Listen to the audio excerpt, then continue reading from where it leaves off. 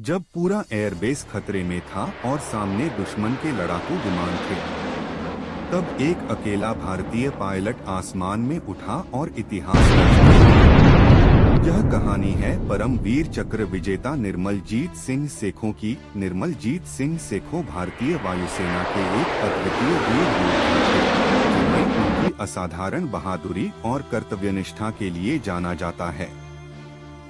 उनका जन्म 17 जुलाई 1943 को लुधियाना, पंजाब में हुआ था।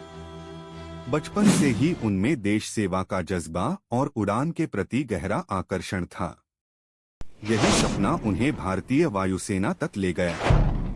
1967 में निर्मलजीत सिंह सेखों भारतीय वायुसेना में शामिल हुए और फाइटर पायलट के रूप में प्रशिक्षण प्राप्त किया। वे मिग-21 जैसे आधुनिक लड़ाकू विमान उड़ाते थे और अपनी तेज निर्णय क्षमता, अनुशासन और साहस के लिए प्रसिद्ध थे। 1971 के भारत-पाकिस्तान युद्ध के दौरान वे श्रीनगर एयरबेस पर तैनात थे, जो रणनीतिक दृष्टि से अत्यंत महत्वपूर्ण था। 14 दिसंबर 1971 को पाकिस्तानी वायुसेना ने श्रीनगर एयरबेस पर अचानक हमला किया। उस समय कई भारतीय विमान जमीन पर थे और स्थिति अत्यंत चुनौतीपूर्ण थी।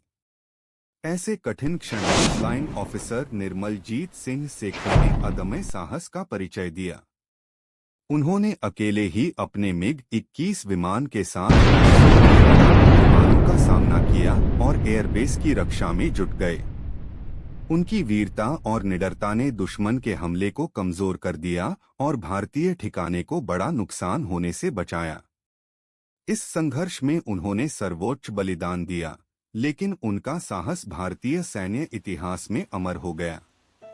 उनकी असाधारण वीरता के लिए उन्हें मरणोपरांत परमवीर चक्र से सम्मानित किया गया। वे भारतीय वायुसेना के एकमात्र अधिकारी हैं जिन्हें यह सर्वोच्च सैन्य सम्मान प्राप्त हुआ है। निर्मलजीत सिंह सेखों का जीवन आज भी देश के युवाओं को साहस, कर्तव्य और राष्ट्र प्रेम की प्रेरणा देता है।